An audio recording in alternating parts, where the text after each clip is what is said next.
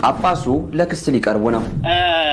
ልከሰው ነኝ ከቤተ ክርስቲያን ፍትህ አልጠበቅም። በተደጋጋሚም ተቃውሞው እየበረታባቸው ነው። አንዳንድ ጳጳሳት የብፁዕ አቡነ ጴጥሮስንና የብፁዕ አቡነ አብርሃምን ቦታ ለመያዝ በየሀገረ ስብከታቸው ያልሆነ ቀስቀሳዎችን እያደረጉ እንደሚገኙ መረጃዎች ያሳያሉ።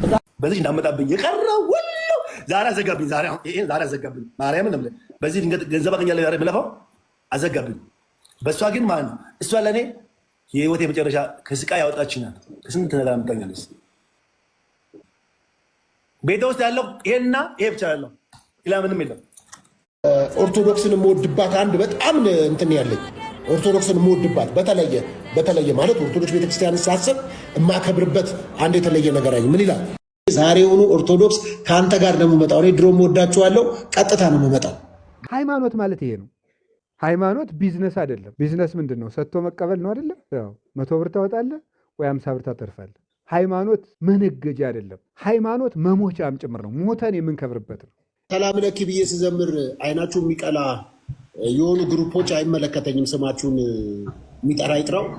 ሰላም ጤና ይስጥልኝ። እንዴት አላችሁ? በመላው ዓለም የምትገኙ ውድ የኢዮአብ ሚዲያ ተከታታዮች፣ ይህ የኢዮአብ ቤት ነው። እንዴት ይዟችኋል? እግዚአብሔር የተመሰገነ ይሁን። ዛሬም በአንዳንድ መረጃዎች ወደ እናንተ መጥቻለሁ።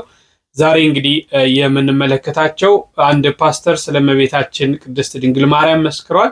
ያንን እንመለከታለን። ሌላው ብፁዕ ሊቀ ጳጳስ የሆኑት ብፁዕ አቡነ ሩፋኤል 7 አህጉረ ስብከት ያላቸው ሊቀ ጳጳስ እንግዲህ ክስ ቀርቦባቸዋል። ሊከሰሱም እንደሆነ እየሰማን ነውና ምንድነው እነዚህ ነገሮች የሚሉ ነገሮችን በስፋት እንመለከታለን። ሃይማኖትን ደግሞ ቢዝነስ ያደረጓት አካላቶች አሉ። ለነዚህ መልስ የምንሰጥበት ዕለት ነውና እስከ መርሐ ግብሩ ፍጻሜ አብራችሁን እንድትቆዩ እየጠየቅኩኝ ይህ ቪዲዮ እስከ መጨረሻ ማየታችሁ እንዳትረሱ። ይህንን ቤት ደግሞ ሰብስክራይብ ያላደረጋችሁ ሰብስክራይብ አድርጉ። ከምንም ጊዜው በላይ ይህን ቪዲዮ ላይክ በማድረግ እንደተለመደው እዚህ ቤት ሁል ጊዜ ምንጀምረው ደግሞ እግዚአብሔርን በማመስገን ነውና ሁላችንም እንደተለመደው እግዚአብሔር ይመስገን እያልን በኮሜንት ሴክሽን ላይ እንጻፍ። ሁላችንም የእግዚአብሔርን ስም ማመስገን አለብንና እዚህ ሰዓት አድርሶናል። ጠብቆ እሱ ቃሉ እንድንሰማ ስለፈቀደልን የአምላካችን የልዑል እግዚአብሔር ስም የተመሰገነ ይሁን። እግዚአብሔር ይመስገን ብላችሁ የጻፋችሁ ሁሉ እግዚአብሔር በቤታችሁ በኑሯችሁ በጎዶሏችሁ ሁሉ ገብቶ ጎዶሏችሁን ይሙላላችሁ፣ አለው ይበላችሁ።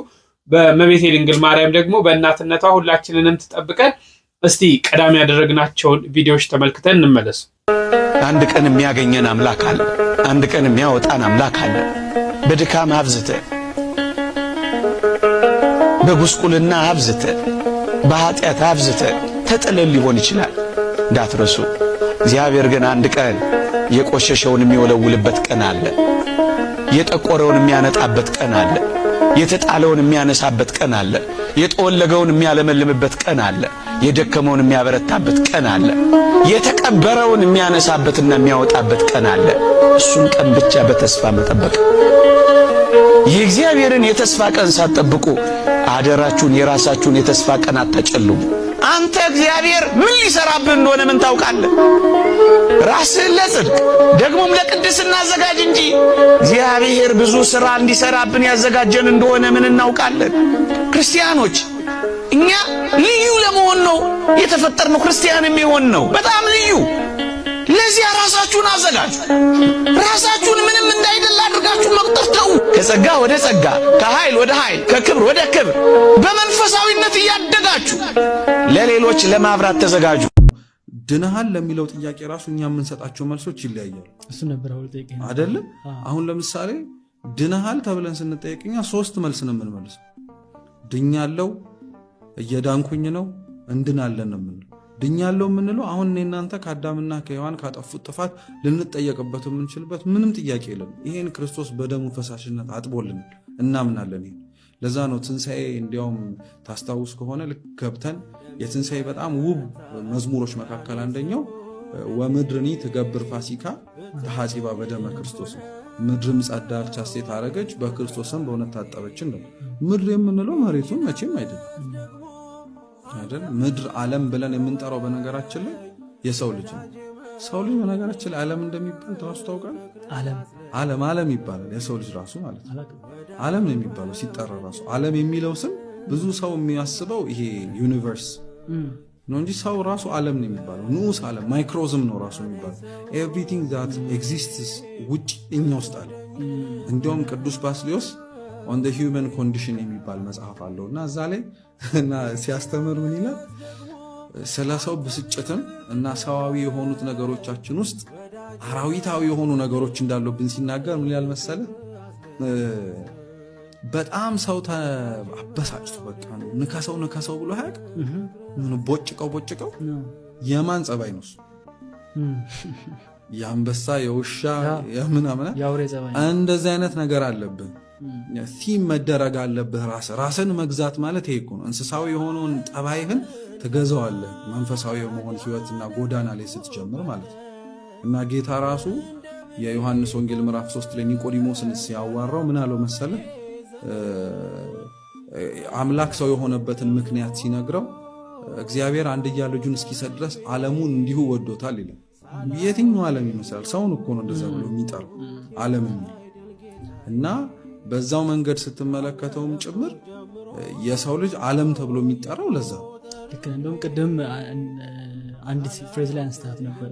ምድርም ሾክና አሜኬላ ታብቅል የሚለው ዳይሬክት ኢንተርፕሬቴሽን ከወሰድከው ኦል ኦፍ ሰደን መሬት ስትራክቸሯን ቀይራ ሾክ አሜኬላ ምድር ያለው ቀሰው ተመሳሳይ ይሄኛውንም ዓለምም ያው ነው። ስለዚህ ምድርም ጸዳች ስንል የኛን ሰውነትም ጭምር ምድርም ጸዳች፣ ሐሴት አደረገች፣ በክርስቶስም በእውነት ታጠበች። ስለዚህ ለሱ ነገር ድነናል። ማንም አይጠየቅም። እኔ አልጠየቅም፣ አንተ አትጠየቅም። ድህነት ግን በእኛ በቤተ ክርስቲያን ትምህርት በቅጽበት በአንድ የሚገኝ ሳይሆን በሂደት ነው። which means አሁን ምን አይነት ስትራክቸር ላይ ነህ ስንባል እየዳንን ነው እንላለን። ገና ሩጫችንን አልጨረስንማኝ። ሩጫቸውን የጨረሱ ተጋድሏቸውን ያበቁ ከእግዚአብሔር ጋር አብረው በአጸደ ነፍስ ለመኖር የታደሉ ካልሆኑት በቀር መሬት ላይ ሆነው ሰይጣን በጣም የሚፈትናቸው አባቶችን እናቶቻችንን በሙሉ በዚህ ጥያቄ ነው። እንዲያውም እንጦንስ የሚባል ጻድቅ አለ። በጣም የቤተ ክርስቲያን ወርቅ የሆነ ጻድቅ እና የሚገርምህ እንደ እንጦንስ ያለ ጻድቅ በመሬት ላይ አይገኝም እስኪባል ድረስ ከሰው ከሀብት ከንብረት ተለይቶ በረሃ የሚኖር ሰው ጻድቅ እና እንጦንስ በረሃ ውስጥ ሆኖ ተጋድሎውን ጨርሶ ነፍስና ስጋው ሲለይ ነፍሱን ቅዱሳን መላእክት ይዘውት ወደ እግዚአብሔር እያሳረጉት ሰይጣን ከስር እየተከተለ ነፍሱ ወደ ሰማይ ስታደርግ እሱ ከስር እየተከተለ እንጦንስ አመለጥከኝ፣ በቃ ጨርሰሃል፣ አሁን ተጋድሎ ሆናለና ገና ነኝ ነበር እንጦንስ የሚል እኔ እናንተ እኮ ይኸውልህ መላእክት ሳያጅበን ወደ ላይ ሳያሳርገን እዚህ ምድር ላይ ሆነን እንዴት ጋራንቲ ሆነን እኔ ምንም አይጠበቅብኝም ከዚህ በኋላ ኦልሬዲ ፉልፊልድ ጨርሻለሁ ልልን አንችል። እሱን እያሉ ኧረ እኔ አልጨረስኩም ገና ነኝ አለ። ልክ ሰይጣን ሊያልፍበት የማይችልበት ደረጃ ላይ ግን ሲደርስ አሁን ድኛለሁ።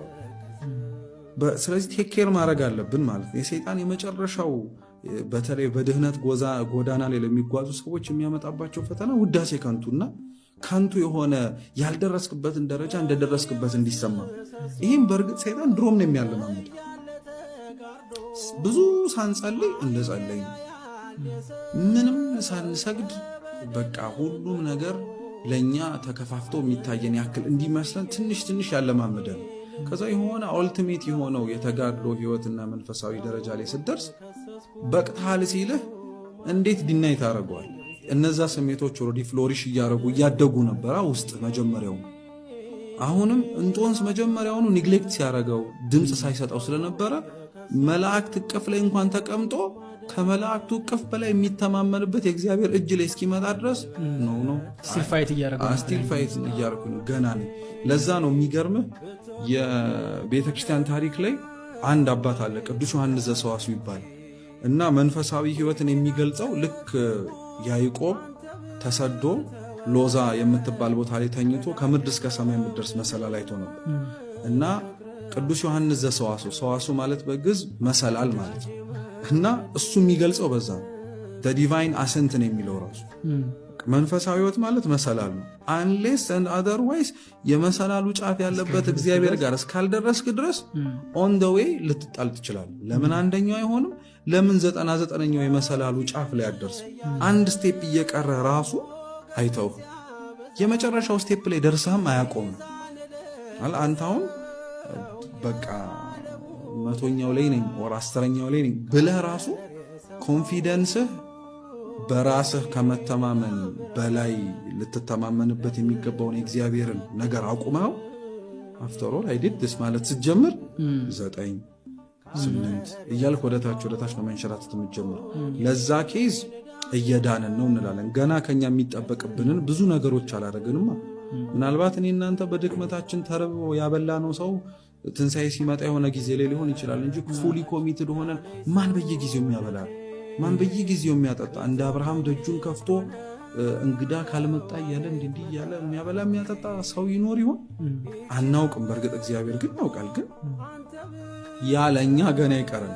ትዕቢታችን ግን በጣም ይሄ እንዴት ነው ሚኒንጉም በጣም ዲፕ ይመስለኛል። ምክንያቱም አሁን ራሱ ስትለው እኮ ነው የሆነ ነገር እንድናደርገው አፕሪሼት እንደረጋለን ጥሩ ነገር እንድትሰራ ግን ሞመንት ጥሩ ነገር እየሰራሁ ነው ስትል ግን ፕሮብሌሞች እዛን መምጣት ይጀምራሉ። በሚገባ ምንም ጥርጥር ሰይጣን በቃ ይሄንን የሚፈልገው ይኸውልህ በራስ መተማመንህ ማለትም ደግሞ በራስህ ሊኖርህ የሚገባ ማድረግ እችላለሁ የሚለው ስሜት ሊመነጭ የሚገባው አንተ ስለሆንክ እያደረግከው ስለሆነ ሳይሆን እግዚአብሔርም አብሮህ እንዳለ በማመን። ለዛ ነው እንደውም አንድ የቅብጥ አባት የግብፅ የኮፕቲክ ቤተክርስቲያን አባት አሉና ለክርስቲያኖች እኔ አልችልም ማለት አይችሉም። ምክንያቱም ብቻችንን አይደለንም። እኔ አልችልም ወይ ልንል የምንችለው እኔ ብቻዬን አልችልም ማለት እንችላለን። አፍተር ኦል ባለቤቱ ራሱ ያለኔ ምንም ልታረጉ አልችሉም ስላለን ማለት ነው። ግን እኔ አልችልም ማለት የማይፈቀድልን ግን ከእናንተ ጋር እኮ በ40 በ80 ቀናችሁ ደግሞ ያገኛችሁት የእግዚአብሔር ቅዱስ መንፈስ አለ። ስለዚህ በሱ ሁሉ በእርሱ ስለሆነ ሁሉንም በእርሱ በኩል ማድረግ ትችላላችሁ። ለመምህሮቻችን እግዚአብሔር አምላክ ቃለ ሕይወትን ያሰማልን። በተለይ ወጣት ሰባኪያን፣ ወጣት አስተማሪዎች በጣም ደስ ይላል። እንግዲህ ዲያቆን ዘላለም በጣም ጥሩ አድርጎ ከመዳን ጋራ እኛ ኦርቶዶክሳውያን ከመዳን ጋራ እንዴት ነው ፕሮቴስታንቱ ዓለም ድነናል፣ አንዴ ድነናል፣ ምንም ስራ አያስፈልገንም፣ ጸድቀናል፣ በክርስቶስ ደም አንዴ ድነናል፣ ምንም አያስፈልግም፣ መስጠት፣ መውጣት፣ መውረድ፣ መድከም፣ መጾም፣ መጸለይ የሚባሉ ታሪኮች አያስፈልጉም የሚሉ ነገሮችን እንደሚይዙ ይታወቃል። በእኛ በኦርቶዶክስ ተዋሕዶ እምነት ደግሞ የመዳን ሁኔታ እንዴት ነው? አልዳንም ወይ? ድነናል፣ እንድናለን፣ እየዳን ነው። ድነታችንን በሂደት እንዴት እንደምንፈጽም እየዳን ነው ስንል እንዴት ነው? ድነናል ስንልስ ኋላ ያለው ድነናል ስንልስ በምን ጉዳይ ነው የሚለው ነገሮችን በስፋት አስቀምጦልናል። በእውነት እንደዚህ አይነት የቤተክርስቲያን መምህራን ሲበዙ በተለይ ዘመኑን ሲዋጁ ወጣቶች ሲሆኑ ለወጣቱ እንዴት ቀለል አድርጎ ነገሮችን እንደሚያስረዱ እንደሚያስተምሩ በብዙ እየተማርንባቸው ነውና እንደዚህ አይነት መምህራንን እግዚአብሔር አምላክ ያቆይልን። እድሜ፣ ጸጋ፣ ጤና ሁሉ ለሁሉ እንዲሰጥ የእሱ አምላካችን ቅዱስ ፈቃድ ይሁንልን። እሺ እስቲ ፓስተሩ ስለመቤታችን ምን ብሎ መሰከረ የሚለውን እኒ አይደለችም 90 ንጹህ ደናግል ሴቶች ብታስቀምጥ ከዚህ በኋላ በማርያም የተሰራው አይሰራም። አንድ ያልቋል፣ ተሰርቶ አልቋል፣ ጎበዝ አለቀ። አየ ማርያምን ልዩ ያደረጋት ድንግል መሆኗ ምናምን መሆኗ አይደለም። የእግዚአብሔር ድንቅና ተአምራት በማርያም ተሰርቷል። አሜን። ልንገር የሞተ ዛሬም ተነስቷል፣ ነገም ይነሳል፣ ወደፊትም ይነሳል። አጋንንቶች ዛሬም ይወጣሉ። ብዙ ድንቅና ተአምራት በምድር ላይ ይሆናሉ። ገና ወደፊትም ኢየሱስ ክርስቶስ በአገልግሎት ዘመኑ በጣም ብዙ ተአምራት አድርጓል። በማርያም የተሰራው ተአምራት አይደገምም። አራት ነጥብ። በቃ ሶፊዬ ዛሬ ጌታ ውስጤ ነው የገባው። አሁን ቅጣት ያው 3-2 አንድ ለባዶ ነው ገና አይደለም፣ 2 ባዶ።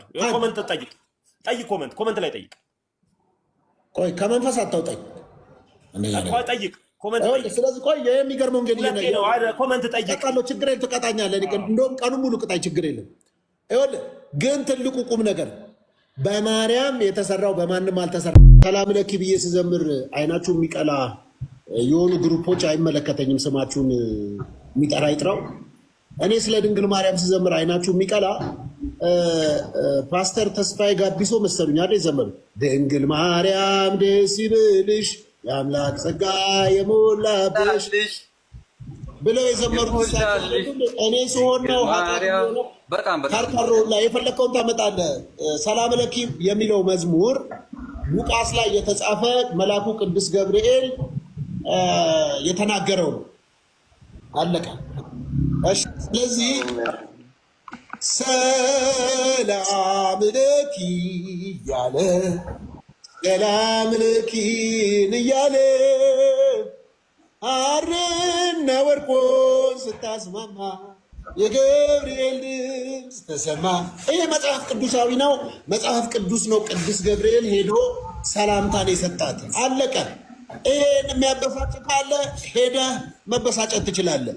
እንኳን ቅዱስ ገብርኤል የተናገረውን የድር ዳኛ የተናገረውን እየደገምክ እያወራህ መልአኩ ገብርኤል የሰጣትን ሰላምታ በማለት ሰላም ለኪ እያለ ሰላም ለኪን እያለ ሐርና ወርቁን ስታስማማ የገብርኤል ድምፅ ተሰማ ተሰማ የገብርኤል ድምፅ ተሰማ ተሰማ የመላኩ ድምፅ ተሰማ።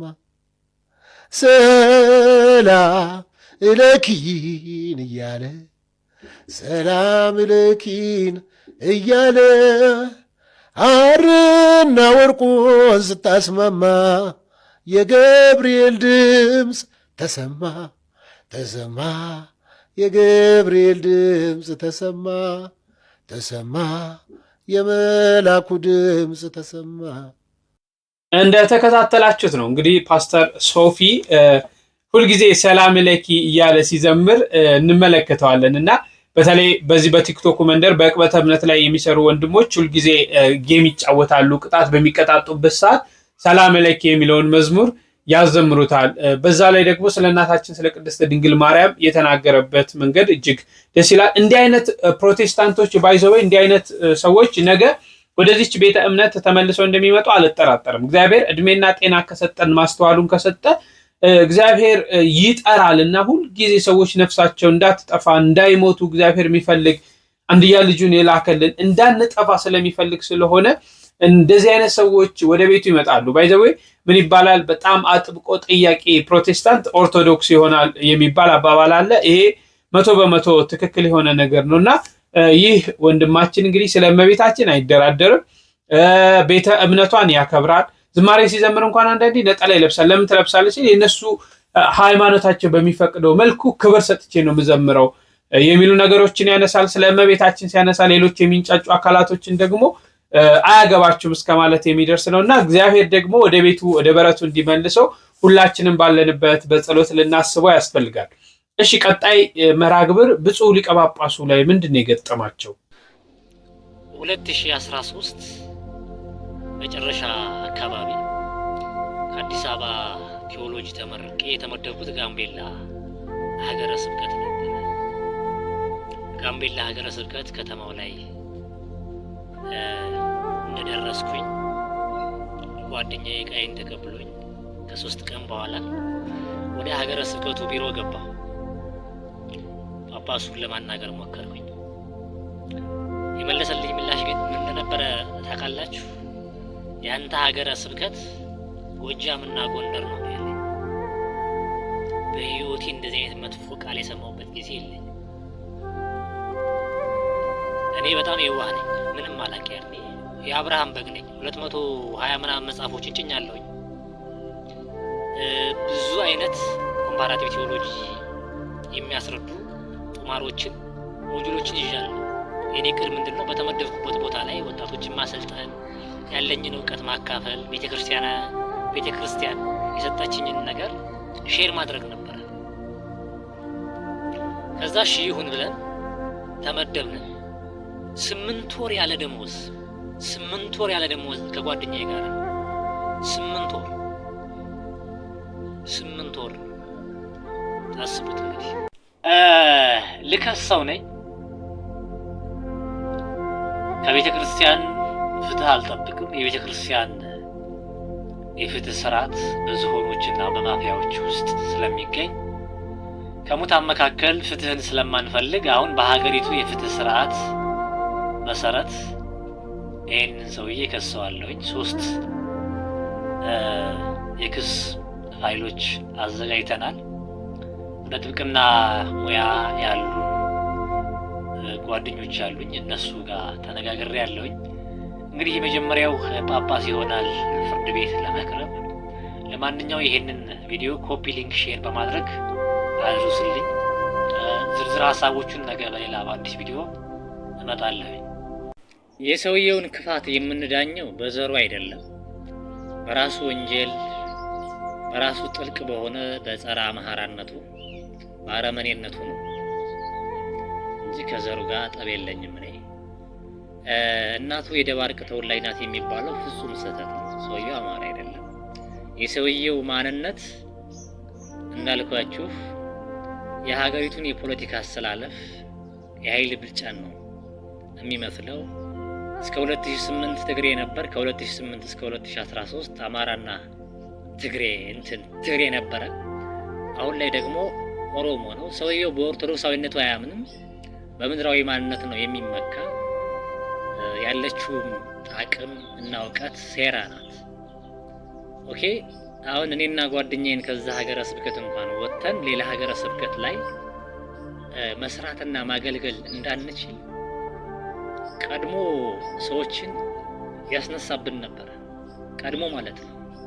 እነሱ የአብን ኤሊቶች ናቸው። እኛ በዛን ሰዓት አብንን አናውቅም። እንኳን አብን ማን ነው? እኔ በዛ ሰዓት አብን ማን ነው ቢሉኝ ስለ አብን አላውቅም። አትሊስት ስለ ፖለቲካ መረዳት የለኝም። እኔም ጓደኛ የምናውቀው የቤተ ክርስቲያን ልጆች መሆናችን በአራቱም አቅጣጫ ያሉት ኦርቶዶክሳዊ ወንድሜ፣ እህቴ፣ እናቴ፣ አባቴ ናቸው ብለን ነው የምናስብ እንጂ እንደዚህ አይነት ዕጣ ፈንታ ይገጥመናል ብዬ ሐሳብ። ነገር ግን እስኪ ለማንኛውም ብፁዕ አቡነ ሩፋኤል እንግዲህ ይባላሉ። አብዛኞቻችን እናውቃቸዋለን። በብፁዕ ቅዱስ አቡነ ማትያስ አንብረወድ ከተሾሙ ብፁዓን አበው ሊቃነ ጳጳሳት መካከል ናቸው። 7 አህጉረ ስብከት የያዙ ብፁዕ ሊቀ ጳጳስ ናቸው። እንግዲህ ከሳቸዋለሁ ይላል ይህ ወንድማችን እንግዲህ በቅኔ ትምህርት በቴዎሎጂ ትምህርት ምሩቅ እንደሆነ ተናግሯል።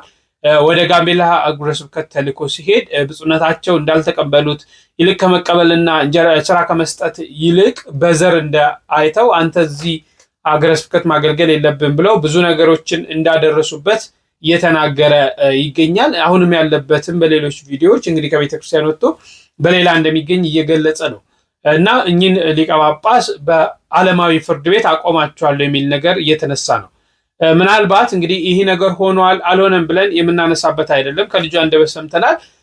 ነገሮች ወደ ላይ እየወጡ እየከረሩ ሲሄዱ ብፁዕ ሊቀ ጳጳሱም ይናገራሉ ብዬ አስባለሁ። ግን በየአህጉረ ስብከቱ በየተለያየ ቦታ የቤተክርስቲያን የመምህራን መገፋት፣ የሊቃውንት መገፋት፣ እውቀት ካላቸው ይልቅ ገንዘብ ያላቸው ላይ ዘመድ ያላቸው ላይ ትኩረት እየተደረገ ቤተክርስቲያን በዚህ መልክ እንዳለች ሁላችንም የምናውቀው የአደባባይ ሀቅ ነው።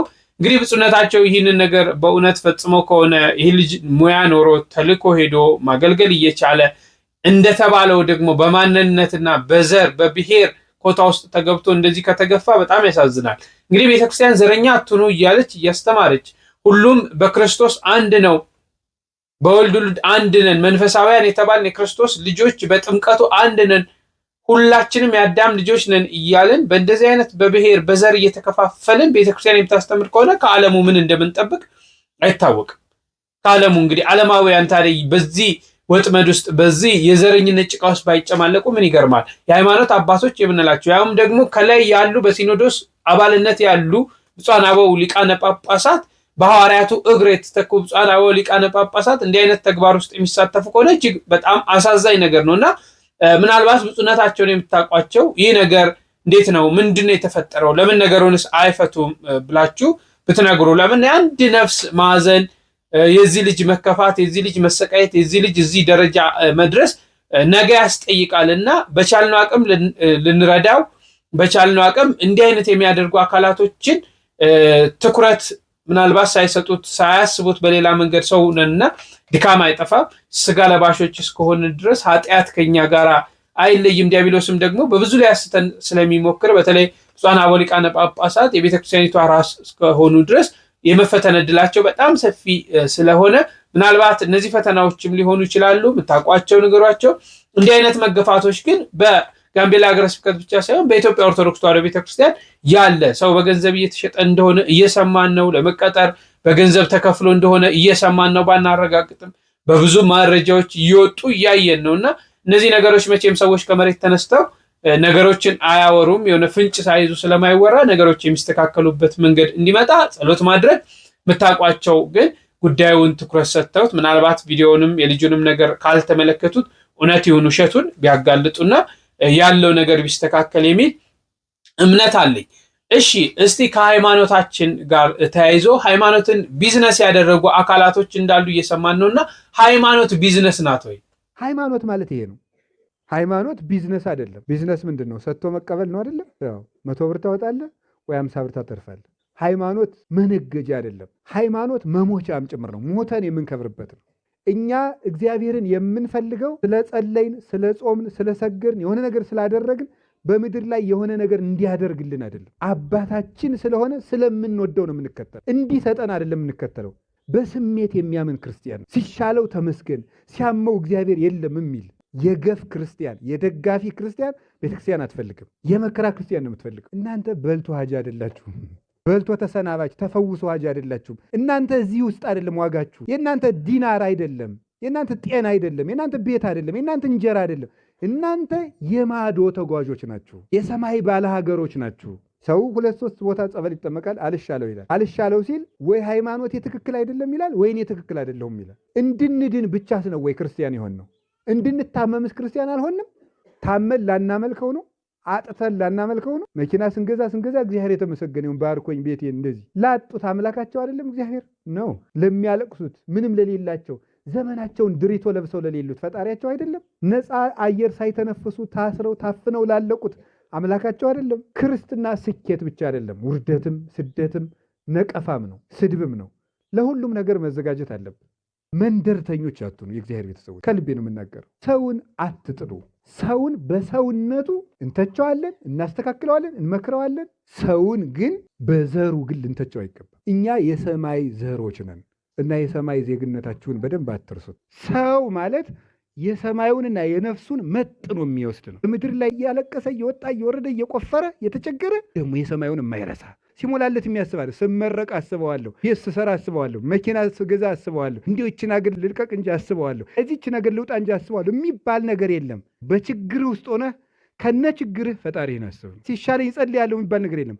ከነ ህመምህ ነው ፈጣሪህን ማሰብ ያለብህ። ከነ ማጣትህ ከነ ራብህ ነው። ተስፋህን ሰማያዊ አድርገው፣ ሐሳብህን ሰማያዊ አድርግ። ለሰማይ ቤትህ በየቀኑ አስብ። ተፍ ተፍ ልበልና አንደኛዬን ወደ እግዚአብሔር ዞራለሁ የሚባል ነገር የለም ጎበዝ። አብረህ ለነፍስህም ተፍ ተፍ በል። ወደ እግዚአብሔር የገባ ሰው ተመልሶ አይወጣም፣ ተስፋቶ አይወጣም። እውር ይመጣል አይቶ ይመለሳል። አልጋ ላይ ሆኖ ገብቶ አልጋውን ተሸክሞ ይዘላል። ዲዳ ሆነህ ትገባለህ፣ አካላዊ ቃል አናግሮህ ትወጣለህ። እንደ ሙሴ ከበግ ጠባቂነት አንስቶ የ600,000 ሕዝብ መሪ ያደርግሃል። እንደ ዳዊት ከበግ ጠባቂነት አንስቶ በጠጠር የምታሸንፍ ያደርግሃል። እንደ ኤልያስ በእሳት ሰረገላ ይነጥቀሃል። እንደ ኤልሳ በጨው መራራ እንድታጣፍጥ ያደርግሃል። እንደ ዕዝራ ጾመህ እውቀት ይገልጽልሃል። እንደ ጴጥሮስ አሳ ታጠምድ የነበረውን ሰው አጥማጅ የወንጌል ገበሬ ያደርግሃል። እንደ ጳውሎስ አሳዳጅ ከነበርክ ነገ ለወንጌል የምትሞት ያደርግሃል። ደም እየፈሰሳት መጣ፣ ደሞ አድርቆላት ትመለሳለች ወደ ክርስቶስ። ሰው የተራበ ሆዱን ይዞ መጥቶ በ5 እንጀራ ጠግቦ ይመለሳል ወደ ክርስቶስ። የ4 ቀን ሬሳ ድምፁን የሰማ እንደሆነ መቃብር ፈንቅሎ ይነሳል። ለአባታችን ለአባ ገብረ ኪዳን እግዚአብሔር አምላክ ቃለ ሕይወትን ያሰማልን፣ በእድሜ በጸጋ ያቆይልን፣ አስመምራንን ያድልልን። ሰፋ አድርገው ግልጽ ባለ አማርኛ አስተምረውናልና እግዚአብሔር ያቆያቸው። እንዲህ አይነት መምህራኖች ሲኖሩ በርካታ ነፍሳት ይድናሉ። በርካታ ነፍሳት ወደ ቤተክርስቲያን ወደ በረቱ ይጨመራሉ። በተለይ በእንደዚህ አይነት ሶሻል ሚዲያዎችን ደግሞ እየተጠቀምን ለመልካም ነገር ሰው ሶሻል ሚዲያን ለመጥፎ ነገር ቀኑ ሙሉ ከሚውልበት ቢያንስ በቀን 30 ደቂቃ ሰጥቶ ስለ ነፍሱ ስለ ህይወቱ ቢማር ቤተክርስቲያን ምን ትላለች፣ ሃይማኖቴ ምንድን ነው የሚለውን ነገር እያወቀ በመጣ ቁጥር በሃይማኖቱ ጸንቶ የመኖር መንግስቱን የመሻት የመፈለግ መንግስቱን ለመውረስ የሚደረጉ ነገሮችን ሁሉ ለማድረግ ከክፋቱ ዓለም ከእንደዚህ ከምቀኝነቱ ከተንኮለኝነቱ ዓለም ወጥቶ የተረጋጋ ማንነት ያለው ሰው ይሆናልና ሁላችንም ሶሻል ሚዲያ ላይ ምናሳለፍ ሰዎች የተወሰኑ ደቂቃዎችን ለነፍሳችን መስጠት እንዳለብን በፍጹም እንደማይፈቅር ጠይቃችኋለሁ። እንግዲህ ለዛሬ ያስኩላችሁ መርሐ ግብሬን ይመስላል። ሐሳብ አስተያየት ካላችሁ በቅንነት ስጡኝ። በሌሎች አስተማሪ መረጃዎች መርሐ ግብሮች እስክንገናኝ ድረስ እጅግ አድርጌ አከብራችኋለሁ። ቸርን ሰንብት።